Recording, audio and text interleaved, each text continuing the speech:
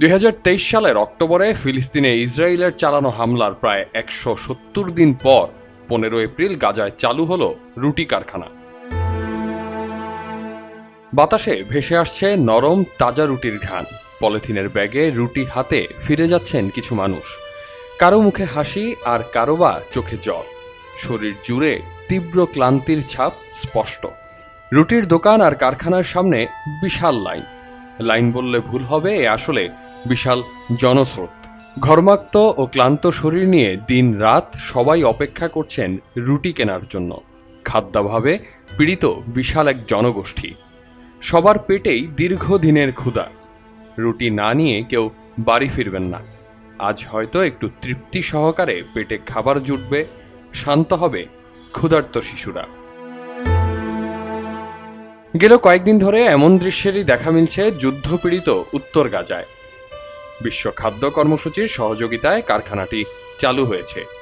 20 April বিশ্ব খাদ্য কর্মসূচি থেকে জানানো হয়েছে উত্তর গাজায় সাহায্য পৌঁছাতে একটি নতুন সমন্বিত রুট ব্যবহার করা হচ্ছে এবং এই রুট ব্যবহার করে 9টি কনভয়ের মাধ্যমে 1300 মেট্রিক টন গমের আটা ও খাবারের পার্সেল সরবরাহ করা হয়েছে।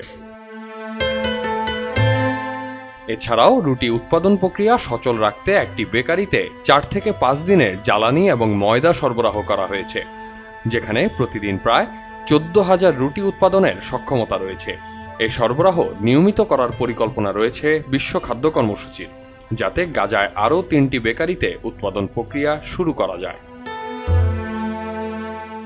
এদিকে গাজায় মানবিক ত্রাণ পৌঁছাতে বাধা সৃষ্টির অভিযোগ অস্বীকার করে ইসরায়েল দাবি করেছে তুলনামূলক দ্রুত সময়ের মধ্যে গাজায় ত্রাণ পৌঁছে যাচ্ছে।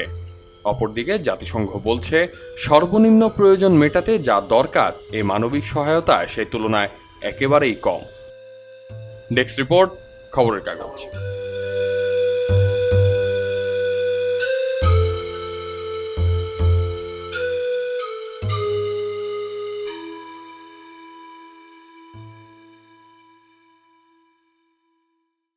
সবাই যখন জোয়ারে গা ভাসায়, কেউ কেউ ঘুরে দাঁড়ায়।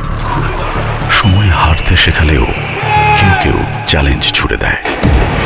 পক্ষপাতের ভিড়ে আজ থেকে কোনো পক্ষ নয়, খবর হবে নিরপেক্ষ।